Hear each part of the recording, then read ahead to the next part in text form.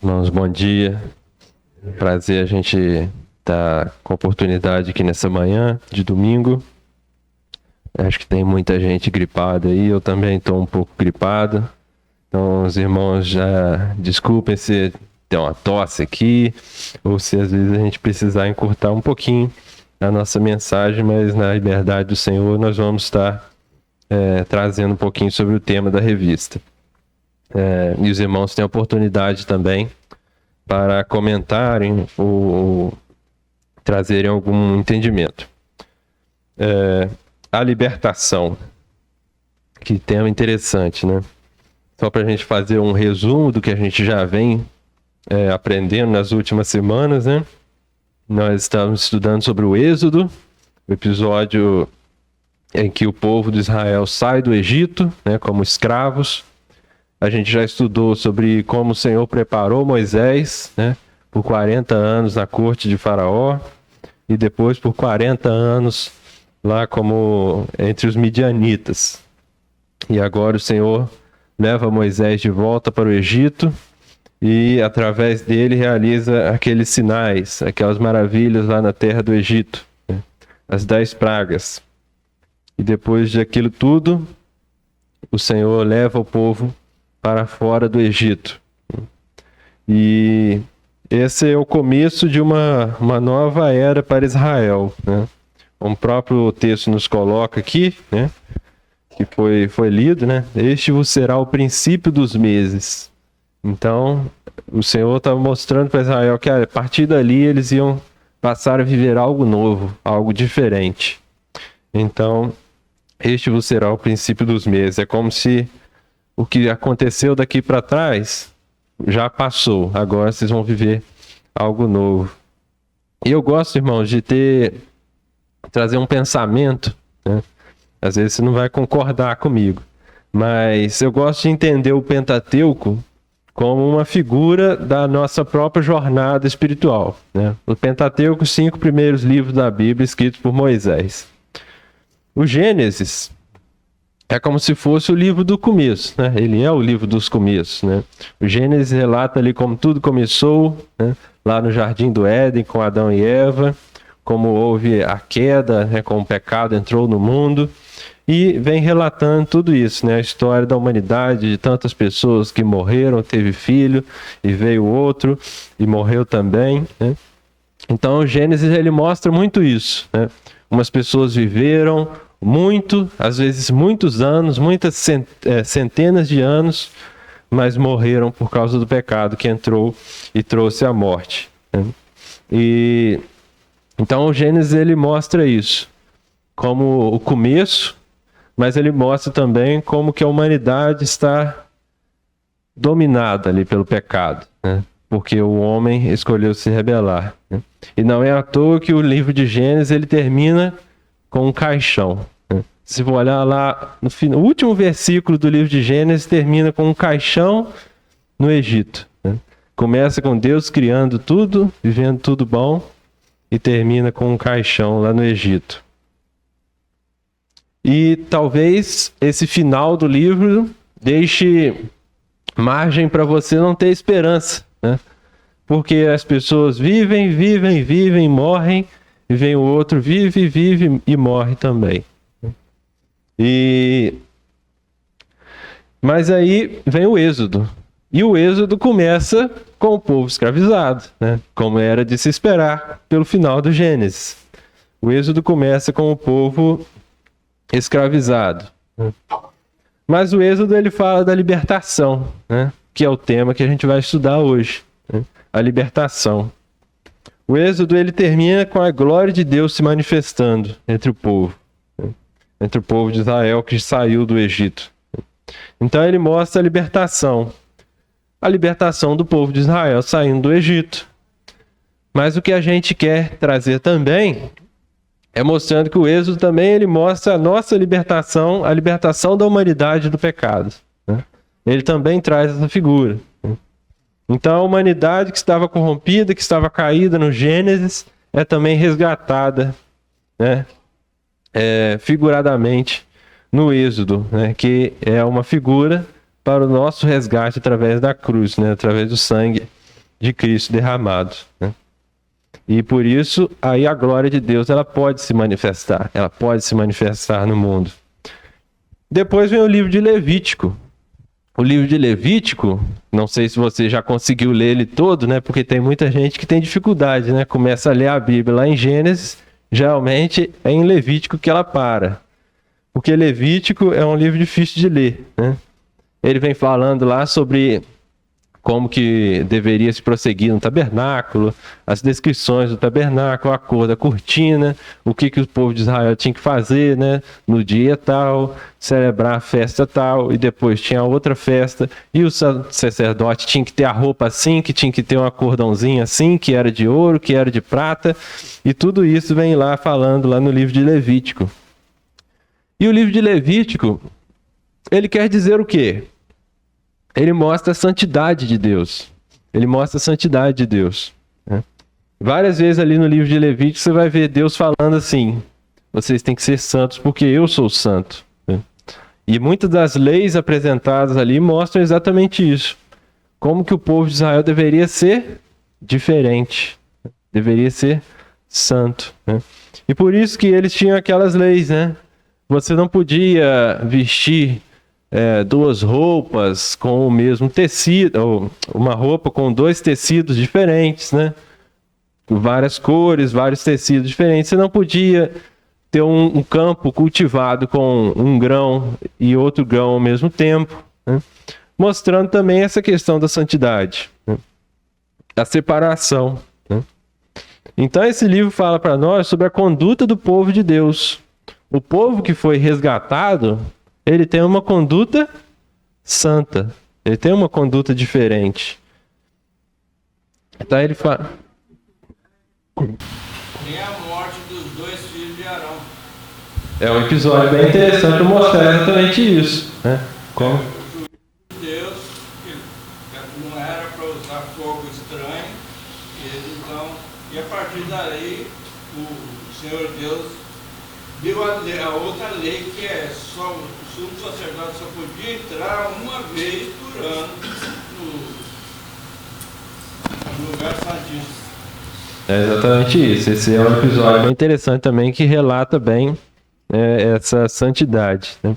Então o Levítico ele fala da conduta do povo de Deus. E da mesma forma, nós como um povo resgatado, nós devemos também que ser santos, né? E aí vem Números. Números é o livro da caminhada. O livro de Números ele vai relatar principalmente ali os primeiros anos no deserto e os últimos anos no deserto, né? Então, o livro de Números ele relata a caminhada, né? Ele fala das falhas e dos acertos durante aquela caminhada, né? A gente lembra que o povo de Israel falhou várias vezes, né, durante a caminhada no deserto. Então ele fala das falhas e dos acertos, mostrando que também o povo liberto de Deus, o povo santo de Deus, também comete erros, né? Então, da mesma forma, nós também vamos ter nossas falhas, nossos acertos. Mas o importante é a gente depender de Deus, como o povo também dependia, né? Eles precisavam depender de Deus. Era para isso que eles estavam no deserto. Era o Senhor ensinando para eles que eles deveriam depender de Deus, né? Então, o livro de Números é o livro da caminhada. E finalizando, o livro de Deuteronômio. Deuteronômio, ele nos mostra o final da jornada. Deuteronômio começa com um discurso de Moisés lá no, se não me engano, o último ou penúltimo ano antes deles entrarem na Terra Prometida, né? Um dos últimos anos ali, entre os 40 anos no deserto. Então, Deuteronômio ele mostra o final da jornada. Ele mostra Moisés dando discursos. E aqueles discursos relembrando o que aconteceu no passado. Relembrando, trazendo à memória como que eles eram, né, no Egito, o que aconteceu com eles durante o deserto, né? Mas também mostra para eles o futuro, né? Fala para eles, quando vocês entrarem na terra, vocês vão fazer isso, né? Vocês vão ter que fazer isso. Quando vocês chegarem lá, vocês vão encontrarem isso, né? Então, Deuteronômio é o livro do final da jornada, ligando o passado e o futuro. Então, também para nós é importante a gente lembrar do passado, mas também olhar para o futuro, né? E Deus nos leva a isso, né? A gente tem a nossa reunião aqui do testemunho, né, que eu acho muito interessante quando a gente participa aqui, quando a gente olha para o passado, os irmãos olham para o passado e trazem lições disso, né? Da mesma forma que Moisés trouxe lições do passado deles também para isso, mas também olhando para o futuro, né? O nosso irmão Edelvex, ele teve por último aqui, ele falou também, né? Por que você olhar para o futuro numa reunião de testemunho, né? Falar do futuro, né? Porque a gente tem que olhar para o futuro, a gente tem que ter sempre em mente a nossa esperança, que é o retorno de Cristo, que é a glorificação do nosso corpo. Então, eu entendo assim, uma aplicação também do Pentateuco, né, como a nossa jornada também, né? O Deuteronômio, ele não acaba com o povo de Israel na terra prometida, mas ele acaba com essa esperança de que eles vão chegar, que eles já estão chegando lá. Então, que também nós possamos ter essa esperança de que a gente já está chegando lá, a gente já está quase lá. Mas então, irmãos, voltando aqui ao nosso tema, então, da libertação, né? Como o texto falou, esse era um novo marco, o princípio dos meses. O ano judaico, ele ia começar ali, naquele primeiro mês, né? Que acontece para nós mais ou menos em abril, ou final de março, mais ou menos assim, né? Mês que inicialmente foi chamado de Abib, se for ver lá no Êxodo isso, mas também mais para frente chamado de Nisan, né, depois do cativeiro. Então, e aqui quando a gente esse texto a gente vai falar muito da festa, principalmente da festa da Páscoa, né? Porque era exatamente isso que aconteceu ali nesse texto, né? Como a gente leu, falando da Páscoa. E aqui quando a gente fala em festa, eu não quero que você apenas pense uma festa como se fosse apenas uma celebração, né? A gente tem, por exemplo, aqui a festa do 10 de maio, né? Aqui em Itaperuna. O que é a festa do 10 de maio? Aniversário da cidade, né? A gente sabe. É uma comemoração aniversário da cidade. Mas se alguém fosse te perguntar como que se deu o fundamento da cidade aqui? Você está lá no 10 de maio, na festa, e alguém para e te pergunta: como que se deu? Você sabe me dizer como que aconteceu o surgimento da cidade de Itaperuna, né? Que aconteceu há 130 e poucos anos atrás. Você sabe como é que você está comemorando isso, né? Então, como que aconteceu isso? Será que alguém aqui saberia responder essa pergunta lá na festa? É complicado, né? Eu acho que nem eu sei mais ou menos. Já ouvi falar um pouquinho, estudei um pouquinho, mas... Mas então é exatamente isso. A festa do 10 de maio pra gente é uma festa, uma celebração ali. A gente vai lá, come uma pipoca ou um algodão doce, vai no parquinho, pronto, né? Depois volta pra casa, tudo bem. Mas a festa aqui, quando a gente fala da festa na Bíblia, é mais como se fosse um memorial, né? Ela era também uma celebração, né? Porque eles estavam celebrando aquilo que aconteceu com eles. Mas era também um memorial. Ela é mais ainda do que uma celebração, ela era um memorial. Era para eles lembrarem daquilo que aconteceu com eles, né? Coloca lá em Êxodo capítulo 12, versículos 1 e 2, só para a gente reler. E falou o Senhor a Moisés e a Arão na terra do Egito, dizendo: este mesmo mês vos será o princípio dos meses, este vos será o primeiro dos meses do ano, né? Então isso tinha um fundamento, né? Não era algo assim, vamos fazer uma festa só porque a gente quer festejar, né? Era um memorial, era algo importante para eles trazerem à lembrança aquilo, né? Era uma forma de perpetuar isso, né? Para que as gerações pudessem, semelhante à festa da ceia.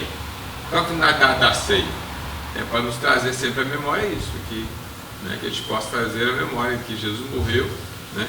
Então o Senhor, ele trabalha muito porque ele sabe, ele conhece a nossa estrutura e ele sabe quando há comemoração, há lembrança, né? Então ele associa, ele vai trazer isso para nós, porque a gente tem facilidade com isso, né? Festa, né? Comemorar, então traz essa perpetuação. E essa festa trazer isso, trazer a memória aquilo que aconteceu lá atrás. Quer dizer, que é falar estatuto perpétuo, certo? Exatamente. Esse até é o texto que a gente vai ler. Coloca o Êxodo 12, versículo 14. Este dia vos será por memória, e celebrá-lo-eis por festa ao Senhor. Nas vossas gerações celebrareis por estatuto perpétuo. 26, 27. E acontecerá que quando vossos filhos vos disserem: que culto é este vosso? Então direis: este é o sacrifício da Páscoa ao Senhor, que passou as casas dos filhos de Israel no Egito, quando feriu os egípcios e livrou as nossas casas. Então o povo inclinou-se e adorou. Capítulo 13, versículo 14 e 16. Se acontecer que teu filho, no tempo futuro, te pergunte dizendo: que é isto? Dir-lhe-ás: o Senhor nos tirou com mão forte do Egito, da casa da servidão. Porque sucedeu que, endurecendo-se Faraó para não nos deixar ir, o Senhor matou todos os primogênitos na terra do Egito, desde o primogênito do homem até o primogênito dos animais. Por isso eu sacrifico ao Senhor os machos de tudo que abre a madre, porém a todo primogênito de meus filhos eu resgato. E será por sinal sobre tua mão e por frontais entre os teus olhos, porque o Senhor nos tirou do Egito com mão forte. Então falando aqui como que o Senhor já pensando, né? As crianças vão perguntar: por que a gente faz isso? Você tem que responder isso. E aqui eu me peguei pensando, né? O que a Páscoa representa para nós hoje, né? A gente sabe que hoje na Páscoa tem muitos elementos que não tem nada a ver com isso aqui, né? Ou com o que a gente entende, né, que aconteceu com o nosso Senhor. A gente tem, por exemplo, o coelhinho, né, da Páscoa, os ovos de chocolate, essa coisa tudo aí. A Páscoa, para o judeu, ela tem um estatuto perpétuo. Até hoje eles têm uma adição nisso aí. Agora, para nós, a ceia, ela vem como algo que nos traz a memória, que nós somos libertos não do Egito físico, mas do Egito espiritual, que é o mundo, né?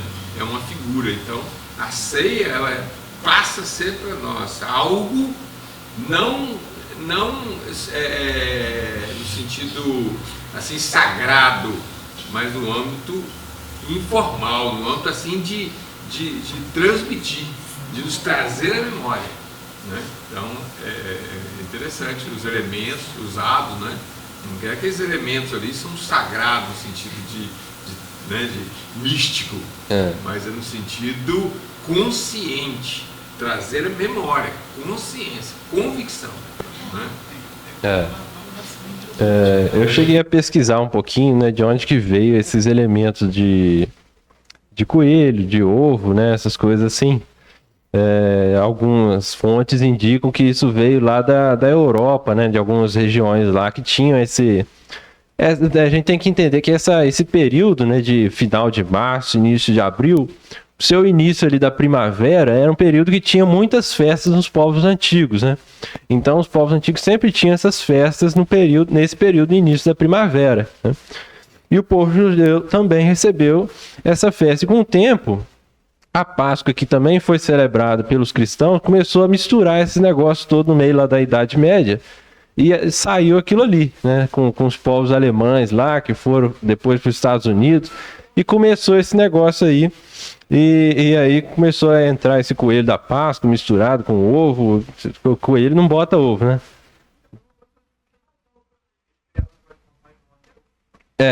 Mas isso aí já é outro caso, né?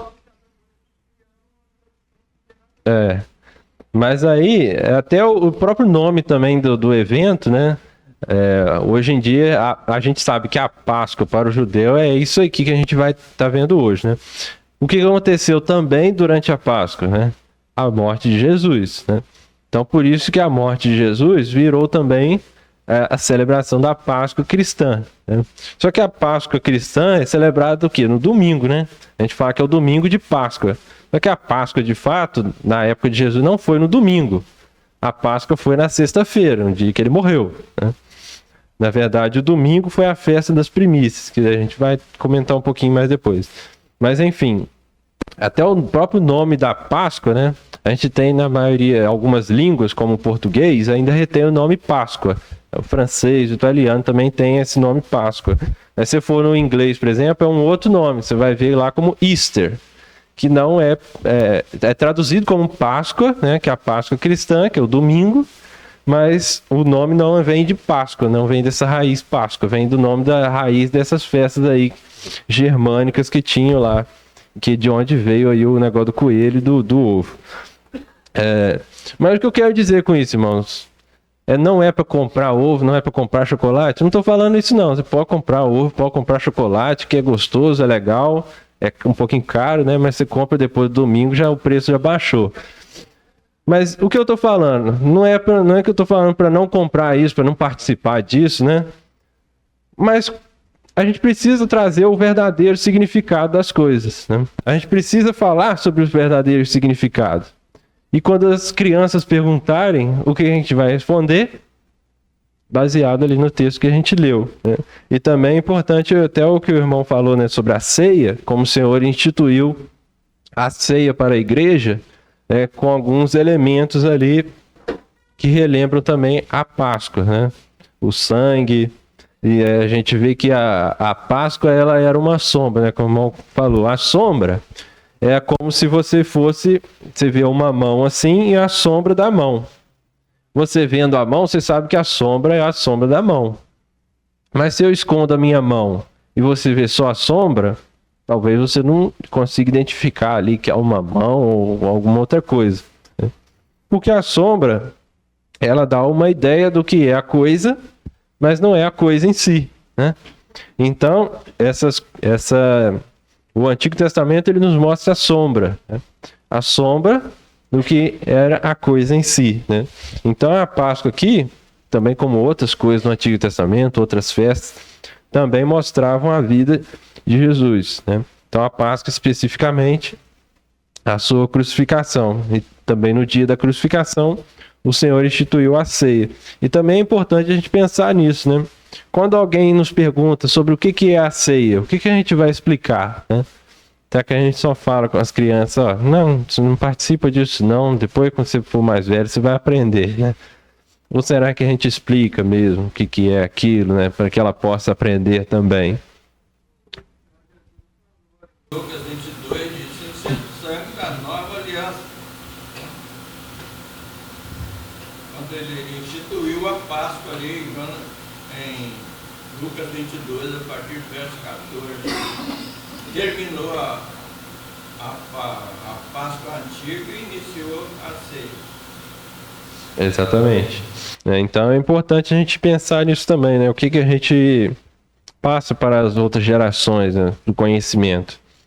Então é para a gente refletir nisso. Falando sobre a Páscoa em si, coloca para a gente Êxodo 12, 11 a 13. A gente já leu, mas é bom e interessante a gente ler de novo. Assim, pois, comereis os vossos lombos cingidos, os vossos sapatos no pés, o vosso cajado na mão. Comereis apressadamente. Esta é a Páscoa do Senhor. A Páscoa aqui, a palavra para Páscoa é a palavra Pessá, do hebraico, né? E os outros dois versículos vão explicar por que ele deu esse nome à Páscoa, né? Por que ele chamou de Pessá. E eu passarei pela terra do Egito esta noite, ferirei todo primogênito na terra do Egito, desde os homens até os animais. Sobre todos os deuses do Egito farei juízos. Eu sou o Senhor.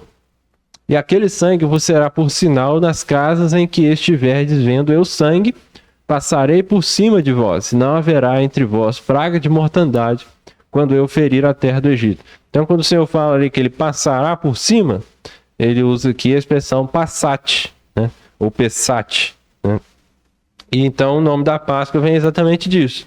Ele explicou que a Páscoa se chama disso porque ele ia passar por cima, né? Então, o nome da Páscoa significa exatamente isso, passar por cima, né? O Senhor viu o sangue, passou por cima, ou passou por fora, né? A Páscoa era também muito celebrada junto com outras duas festas, né? A festa dos pães asmos, que é falado um pouquinho mais à frente no texto, né? Quando o povo de Israel comia pães sem fermento, e também a festa das primícias, que normalmente era celebrada ali junto também da festa dos pães asmos, né? Você tinha a Páscoa, que era o 14º dia do mês, né? Que era onde o cordeiro era morto e comido. Os próximos 7 dias eram a festa dos pães asmos, ou pães sem fermento, né? Que está ali no Êxodo capítulo 12 também. E você tinha também junto aí a festa das primícias. A festa das primícias era mais complicada, porque ela não tinha um dia certo, né? A Bíblia não especifica qual dia que ela deveria ser. Só diz que ela deveria ser um dia depois do sábado, né? E aí tinha algumas escolas de judeus que meio que discordavam disso aí, não? Os fariseus e os saduceus principalmente, eles discordavam.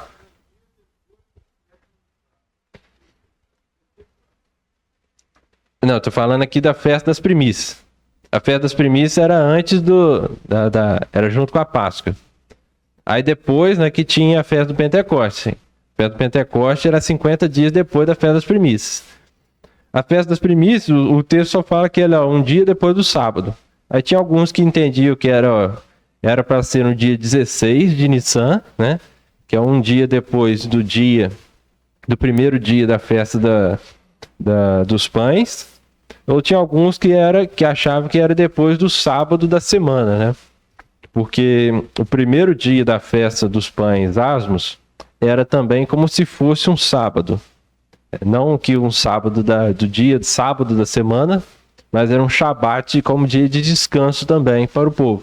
Era um pouquinho diferente do shabat normal, mas era um shabat. Então tinha ali aquela discordância, mas o importante é que quando o Senhor estava aqui, todo mundo concordou que a festa das primícias seria no domingo, porque caía no mesmo dia dos dois entendimentos.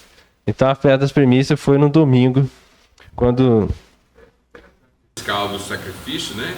O cordeiro era sacrificado e comido, e depois vinha os pães asmos, né? Retirado do fermento. Eu entendo aí como se fosse o sacrifício, né, ao qual nós somos salvos, e a sequência, a nossa santificação, né?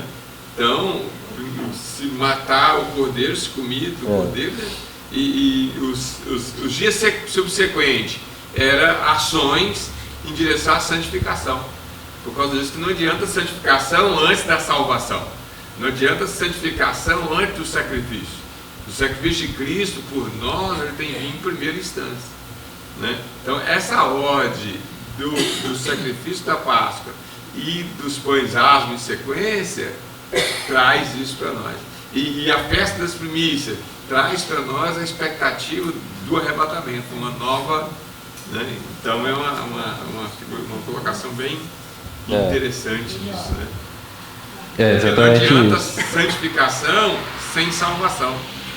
É aquilo que eu falo com as pessoas. Não adianta você imprimir um padrão, exigir das pessoas um padrão cristão, uma prática cristã, sem ser salvo, sem ter passado pelo sacrifício, ter comido o sacrifício do cordeiro. Não adianta.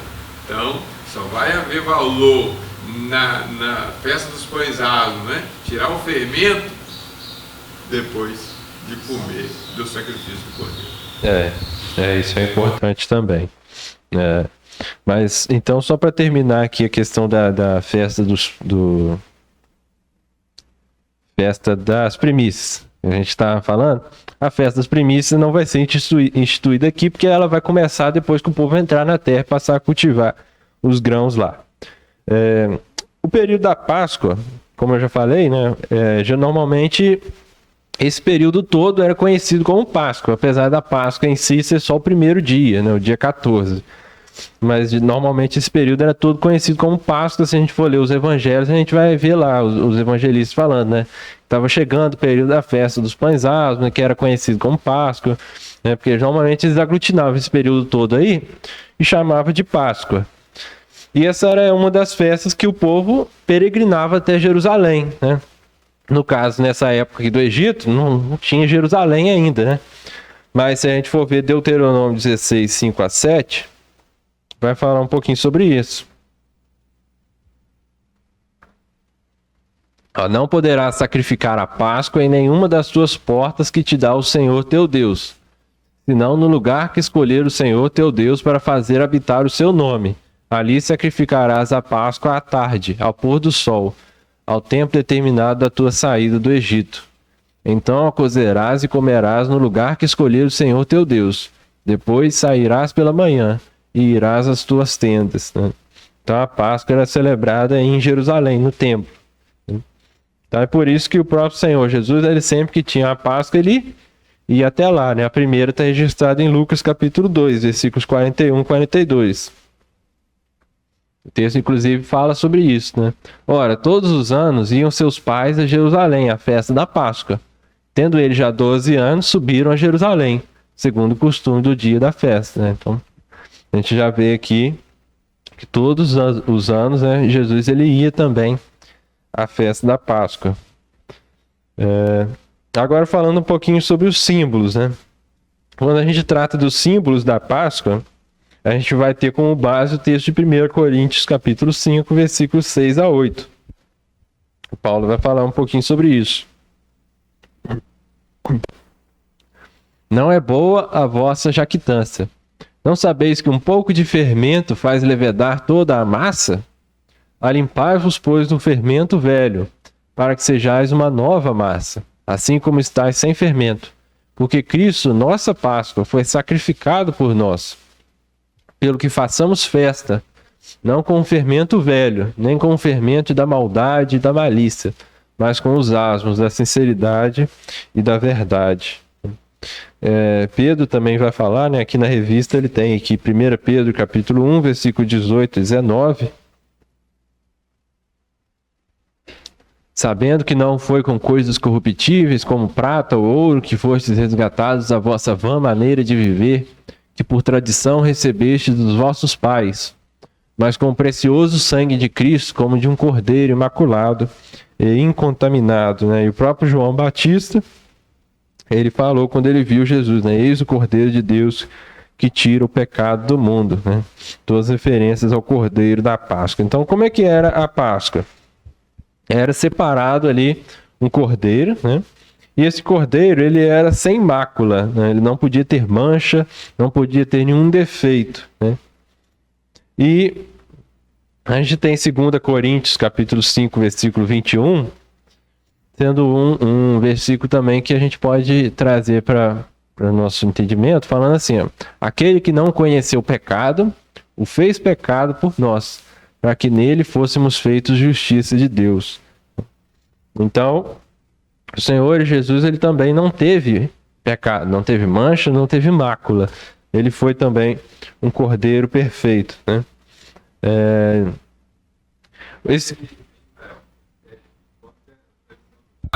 passado, que esse cordeiro era separado e as famílias levavam para dentro de casa esse cordeiro. Esse cordeiro era tratado das crianças em pó, todo aquele movimento, aquele tratamento desse cordeiro. E chegava no dia de sacrificar aquele cordeiro. Então se criava, muitas das vezes, um vínculo com aquele cordeiro. E ele tinha que ser sacrificado. Então, para trazer uma coisa bem assim, bem mais próxima. Então tem falando sobre essa questão. Então trazia um sentimentalismo muito mais profundo em torno daquele animalzinho tão pequenininho. Se você analisar, quando você vai assim, os filhotinhos de animais são muito cativantes, muito atraentes. Você vê os filhotes, um filhote de cordeiro, filhote de boi, que filhotinho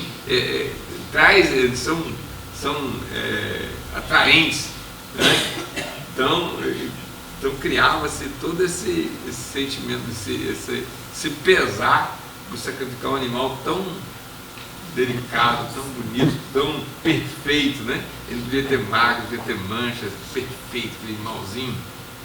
Quem está acostumado com roça consegue perceber isso, Os filhotes como são atraentes, são bonitos. Ele explica que esses 4 dias não era para ver se o cordeiro tinha defeito, mas para ver que ele não tinha defeito. Isso refere-se à vida do Senhor Jesus Cristo, o período em que ele viveu aqui no mundo, para demonstrar a sua vida santa.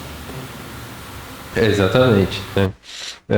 Então, como o nosso irmão falou, né, o cordeiro era separado no 10º dia do mês. E até o próprio Senhor Jesus, né, ele chegou em Jerusalém alguns dias antes da Páscoa, né, e ele passou ali os seus últimos dias também, sendo provado, sendo examinado. Ponto importante, interessante, que depois Deus vai até reclamar sobre aquele sacrifício de animais que, né, os caras começaram a sacrificar animais que tinham menos valor, tá vendo? Então você sacrificar um animal lá que está na tábua beirada lá, feio, né?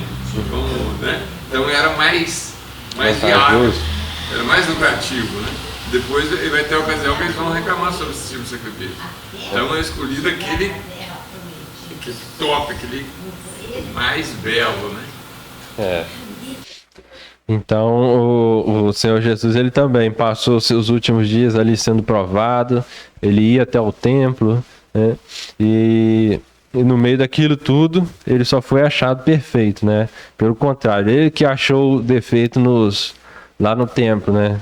Fez aquela...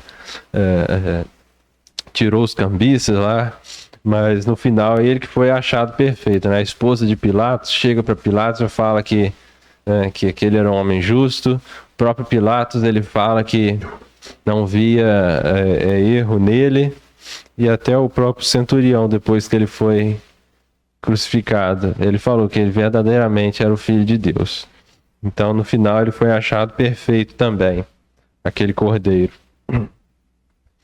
O sangue, esse cordeiro, ele era sacrificado no dia 14, né? E o sangue dele era separado e usado para aspergir a porta da casa, né? Então o sangue era passado nas ombreiras e na verga da porta. E o Senhor, ele passava, como o texto que a gente leu, né? O Senhor ia passar e ia matar os primogênitos na terra do Egito, né? Todos os primogênitos. Ele só não ia passar, ou melhor, ele ia passar por cima daquela casa que ele visse o sangue, né? Então aqui é interessante a gente pensar que a única diferença que Deus estava vendo era se tinha o sangue do cordeiro ou não, né? Ele não ia passar e ver se era uma casa de alguém mais rico ou mais pobre. Ele não ia passar para fazer um teste de DNA para ver se o camarada era descendente de Jacó ou não. Ele não ia fazer nada disso. Ele ia olhar o sangue na porta, né? De forma individual, casa a casa, né? Se tivesse algum judeu, algum hebreu que não passasse o sangue na porta, ele ia sofrer do mesmo jeito, né? Não é porque ele era hebreu que ele estava salvo, né? É porque ele teria o sangue na porta, né? E aqui é muito interessante porque o remédio, como o escritor da revista ele fala aqui, o remédio tem que ser aplicado em cada um. O mero conhecimento da morte de Cristo não salva, né? Você conhecer as coisas, ir na igreja, conhecer, cantar ali os hinos, isso não te torna salvo, isso não te liberta do pecado, né? É apenas o sangue do Cordeiro na porta que faz essa diferença, né? É isso que Deus está procurando, é o sangue do Cordeiro na porta. E o sangue de Cristo que foi derramado para nós, né, no nosso lugar, é ele que nos pode salvar individualmente. É uma decisão individual, né? E é essa diferença que Deus vai ver, né? Não é se você é mais rico ou mais pobre, não é se você doa os seus bens, se você ajuda na igreja, se você canta, se você participa mais. É apenas o sangue do Cordeiro. Esse cordeiro depois, ele era comido, né? Eles deveriam comer a carne desse cordeiro. Então, aqui o escritor da revista, ele nos diz o seguinte: o sustento para andar no caminho indicado por Deus era o cordeiro assado, tipo do cordeiro de Deus que passou pelo fogo da ira divina. Ele traz João capítulo 6, versículo 57, né? Assim, quem de mim se alimenta, viverá por mim. Então, comer da carne, ele dá uma ideia assim, individual, né? Todos tinham que comer, né? Apesar de que o sangue era aspergido na porta da casa, e o Senhor passava por cima daquela casa, todos deveriam também comer a carne, participar individualmente. É como o nosso irmão Vantuí falou, você tem que participar disso primeiro, para depois buscar a santidade com os pães asmos. Então, participar individualmente, é comer da carne de Cristo, como ele fala, né, lá em João capítulo 6.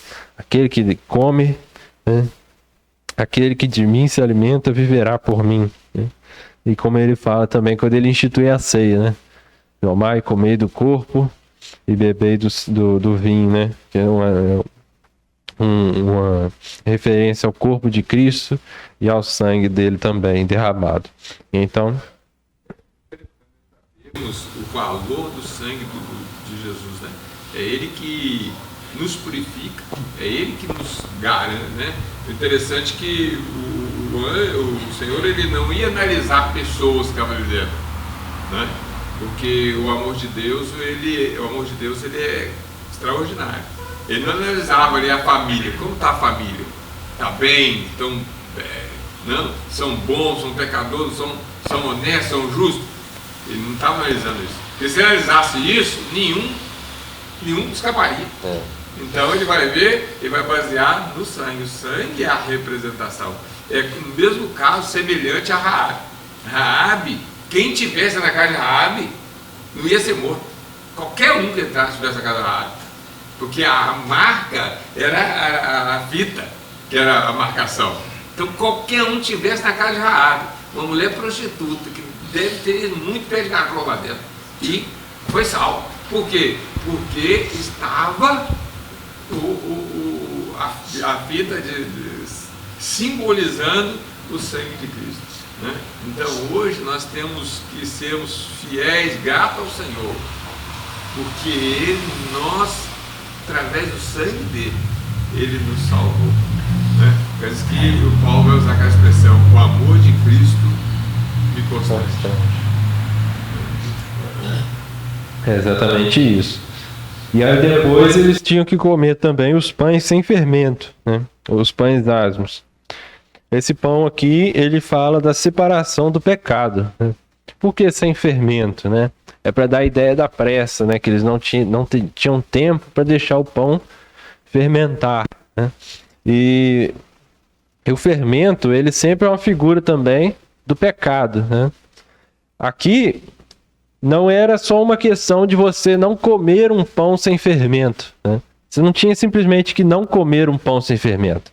Você não tinha que ter fermento na sua casa. Se você fosse achado com fermento na sua casa, você já era eliminado do povo. Você podia nem ter feito pão com fermento, mas se tivesse fermento na sua casa, já era para você. Então aqui o texto está falando de deixar o pecado para trás, né? Eles tinham que sair do Egito deixando o pecado para trás, né? A gente lembra que isso aqui foi na véspera deles saírem, né? Isso aqui aconteceu na noite, né, que eles comeram o cordeiro, e logo assim, meia-noite, foi a praga dos primogênitos, e no dia seguinte, amanhecendo, eles já estavam saindo, né? Então, deixar o pecado para trás, é o texto que a gente leu de Paulo falando da Páscoa, né? O fermento, a gente não tem que deixar de comer pão sem fermento, né? A gente não tem que ficar comendo pão sem fermento. Mas o Paulo, ele fala aqui que o fermento é a malícia, é a maldade. É que a gente tem que celebrar essa festa sem a malícia, sem o fermento da maldade, sem o pecado, né? Deixando para trás o pecado, né? Se a gente já foi liberto, por que a gente volta para a escravidão? Por que a gente volta para quem estava nos escravizando? É como ele vai falar também em Efésios, né? Paulo, ele fala que nós somos salvos para as boas obras, né? A gente não somos salvos pelas boas obras. Nós não somos salvos pela santidade. Nós somos salvos para as boas obras, somos salvos para a santidade. Então, é deixar o pecado para trás. As ervas amargas que eles também comiam juntos era uma lembrança da amargura da escravidão, né? Os israelitas se lembravam da amargura que eles passaram no Egito, da escravidão que eles sofreram lá. E para nós, o escritor da revista vai colocar, para nós lembra quão terrível e amargo é o pecado, né? Então ele nos mostra também como que o pecado era terrível para nós, como que nós éramos escravos, né, pelo pecado. É interessante um detalhe aqui, que o escritor da revista não trouxe, porque não está falando nesse texto aqui. Mas é um detalhe bem interessante, que a Páscoa era para ser celebrada apenas pelos judeus. Está lá em Êxodo capítulo 12, versículos 43 a 49. Olha só o que vai falar lá. Disse mais o Senhor a Moisés e a Arão: esta é a ordenança da Páscoa. Nenhum filho de estrangeiro comerá dela.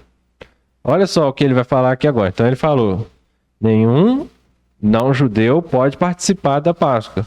Mas ele vai dar como se fosse uma brecha aqui, né? Porém, todo servo de qualquer, comprado por dinheiro, depois que o houver circuncidado, então comerá dela. O estrangeiro e o assalariado não comerão dela. Numa casa se comerá. Não levarás daquela carne fora da casa, nem dela quebrareis osso. Toda a congregação de Israel o fará. Porém, se algum estrangeiro se hospedar contigo e quiser celebrar a Páscoa ao Senhor, seja-lhe circuncidado todo macho, e então chegará a celebrá-la. E será como natural da terra. Mas nenhum incircunciso comerá dela. Uma mesma lei haja para o natural e para o estrangeiro que peregrinar entre vós. Então os gentios não podiam participar da Páscoa. Eles poderiam sim, se eles se circuncidassem, né? Ou seja, eles precisavam se tornar judeus para participar da Páscoa.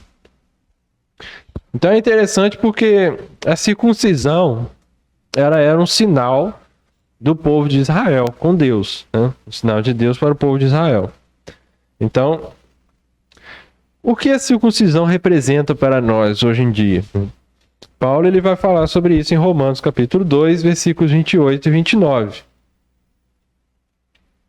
Olha só, porque não é judeu o que o é exteriormente, nem a circuncisão o que o é exteriormente na carne, mas é judeu o que o é no interior, e circuncisão a que é do coração, no espírito, não na letra, cujo louvor não provém dos homens, mas de Deus. Então Paulo está falando aqui que é importante mesmo é a circuncisão do coração, que haviam muitos judeus que eram circuncidados, mas não agiam como Deus queria. Porém, haviam outros que não eram judeus, mas que agiam como Deus queria. Então era a circuncisão do coração que ele está falando aqui. E às vezes você pode pensar que isso é invenção dos apóstolos no Novo Testamento, alguma coisa assim. Mas se você for ler lá em Deuteronômio capítulo 10, Jeremias capítulo 4, você vai ver falando a mesma coisa, né? Que o Senhor queria não aquilo exterior, né? Mas ele queria o interior. Então, essa é a diferença entre também para nós de participar da igreja e ser igreja, né? Ser parte da igreja. Às vezes a gente participa dos eventos, mas a gente não é igreja. Às vezes a gente participa das coisas, mas não tem uma decisão. Não tem uma decisão de se tornar também igreja. O Senhor ele precisa que aqueles que quiserem ser igreja, né, se tornem igreja. Então, precisa dessa separação, né? Precisa dessa atitude, dessa decisão de se tornar igreja. Da mesma forma que os gentios precisavam dessa decisão de se tornar judeu dali para frente, né? Você vê que nesse versículo aqui, né, que você leu aí, o Senhor ele está pontualizando a festa, né, a Páscoa. Ele está pontualizando, dando esses critérios. Mas quando ele anuncia lá para Moisés, ele faz essa exigência. Parece que a primeira Páscoa que houve ali, não houve essa exigência. Eu creio que muitos estrangeiros, muitos egípcios, eles creram E eles participaram dessa parte. É. Eu acredito nisso. Eu creio nisso, né? Que subiu uma mistura de gente. Foi, Com certeza, o texto fala que É. muitas outras misturas de gente subiu junto também. Então, quando saíram. essa exigência aqui do estrangeiro e do escravo já era uma coisa que já era. O Senhor agora está oficializando e dando as normas. Uhum. Na primeira que houve, naquele dia, não tinha essa exigência. Qualquer um poderia participar. Porque até ali eles não tinha escravo. Não tinha estrangeiro na casa deles, era escravo. Entendeu? Então só lá, quando eles vão na terra, que eles vão ter esses detalhes aqui oficializados, né? Esses pormenores da festa. É isso aí. Mas então é importante a gente ir pontualizando isso, né? Agora, enfim, o que é ser livre, né? O que é essa liberdade, que é o tema da revista está trazendo para nós? João capítulo 8, versículos 31 a 36, nosso Senhor, ele vai falar um pouquinho disso, né? Olha só, João 8, 31 a 36. Jesus dizia, pois, aos judeus que criam nele: se vós permanecerdes na minha palavra, verdadeiramente sereis meus discípulos, e conhecereis a verdade, e a verdade vos libertará, né? Esse é um versículo que é muito favorito de algum pessoal aí, né? Até um ex-presidente gosta muito desse versículo, citava muito, né? E ele falava, né, que ia trazer ali alguma verdade, né? Algo oculto, alguma coisa assim. Mas o que o Senhor Jesus está querendo falar com esse versículo, né? Será que ele está falando de uma verdade que a gente vai conhecer algo, né? Vai estudar, é uma verdade acadêmica, que a gente vai ter conhecimento e vai ser libertado por aquilo? Ele não está falando disso, né? Ele está falando que a verdade não era um conhecimento, a verdade era uma pessoa, né? A verdade é exatamente quem estava falando isso, né? A verdade é Jesus. E é o que ele vai falar no resto do texto. Responderam-lhe: somos descendência de Abraão e nunca servimos a ninguém. Como dizes tu, sereis livres? Respondeu-lhe Jesus: em verdade vos digo que todo aquele que comete pecado é servo do pecado. Ora, o servo não fica para sempre em casa, o filho fica para sempre. Se, pois, o filho vos libertar, verdadeiramente sereis livres, né? Então ele está falando aqui que ele não estava livrando de uma escravidão física, necessariamente uma escravidão ali como se fosse os judeus no Egito, ou de uma escravidão assim teórica, né, de algo que você vai assumir um patamar superior, né, por conhecer algo. Ele está falando que ele nos livra dos poderes das trevas, né? Ele nos livra do poder do pecado, né? Dessa influência do pecado. Então a verdade, ela era uma pessoa, é Jesus. Ele falou que eu sou o caminho, a verdade e a vida. Então ele é a verdade. E é interessante a gente entender que a salvação, ela se dá entre Deus e Deus, né? A salvação, ela não se dá entre Deus comprando a nós do diabo, porque ele é dono do mundo. Ela não se dá entre Deus e o homem, com Deus elevando o patamar do homem moralmente. A salvação, ela se dá entre Deus e Deus, né? O Pai e o Filho, né? O Pai, que ele tem a justiça que precisa ser cumprida, e o Filho que veio para cumprir essa justiça que o Pai demandava. Então, o Filho, ele veio e morreu no nosso lugar, né? Ele cumpriu essa sentença. E é isso que ele está falando no texto aqui. Se o Filho vos libertar, verdadeiramente sereis livres, né? Então, o Filho é o que liberta, porque é ele que cumpriu essa pena, né? Então é exatamente isso que o Êxodo e a Páscoa vai falar. Esse ser livre é ser livre do pecado. É ser livre desse poder que estava sobre a humanidade desde o Gênesis.